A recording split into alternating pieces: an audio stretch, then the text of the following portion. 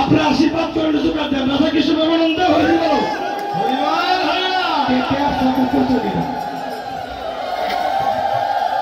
হরে কৃষ্ণ হরে কৃষ্ণ হরে কৃষ্ণ। কীর্তনের মধ্যে কীর্তনের একটা হৃদয় থাকে, কীর্তনের একটা তাল থাকে, ভক্তদের একটা আকাঙ্ক্ষা থাকে, এটা একটা ব্যাপার হয়ে যায় কথা বললে।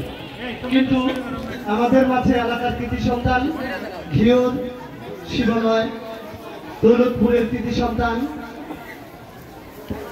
আসন্ন সংসদ নির্বাচনে শিবালা ঘিওর দৌলতপুরের মনোনয়ন প্রত্যাশী আমাদের প্রাণপ্রিয় নেতা জনাব প্রধান মেধাপ্তজা আমাদের মধ্যে অতিথি ছিলেন, কিন্তু উনি শারীরিকভাবে অসুস্থ হওয়ার কারণে ওনার সাথে ওনার ভাইগনা আলম, ওনার প্রতিনিধি সাদ্দাম জাহিদ,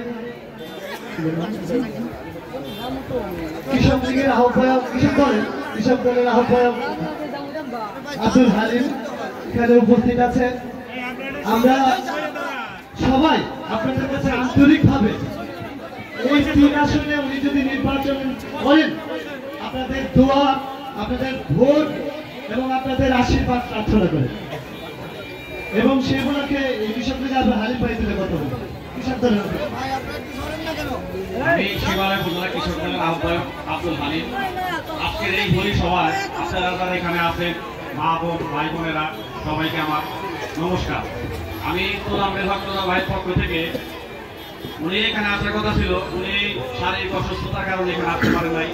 তো যাই হোক, আপনাদের এখানে আসলে উনি হয়তো কিছু কথা বলতেন। উনি এই এলাকার কৃতি সন্তান আপনাদেরই। উনি আগামী নির্বাচনে মানিকগঞ্জ 1 আসনে বিএনপির পক্ষ থেকে ইনশাআল্লাহ এমপি নির্বাচন করবেন।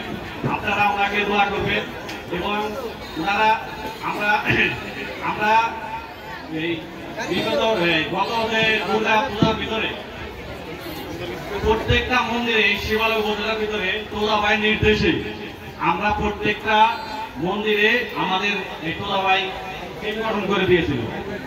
ঠিক তারই না, আমরা আপনাদের পাশে তোলাবাই নির্দেশে এই শিবালয় উপজেলার প্রত্যেকটা জায়গায় আমরা ইনশাআল্লাহ আপনাদের পাশে আছি।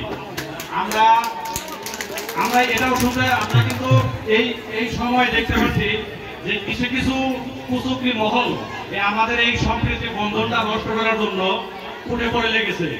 আমরা ওই সব দিকে না থাকে, আমাদের যে সম্প্রীতির বন্ধনটা আছে এই বন্ধনটা যেন অটুট থাকে, আমাদের ভিতরে একটা সুসম্পর্ক থাকে, সেই বার্তাটা আমরা প্রোগ্রামের মাধ্যমে আপনাদের কাছে পৌঁছে দিতে চাই।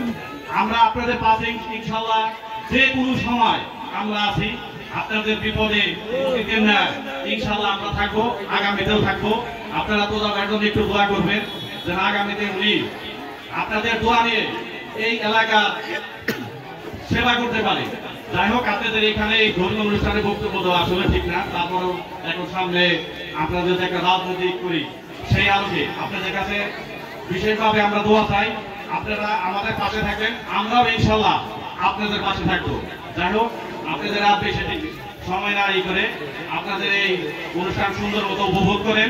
আমরা ইনশাআল্লাহ সার্বিক সহযোগিতায় আপনাদের পাশে আমরা থাকবো ইনশাআল্লাহ। যাই হোক, আমি আর বেশি কিছু না বললাম, এই পর্যন্ত আমার সংক্ষিপ্ত বক্তব্য শেষ করলাম।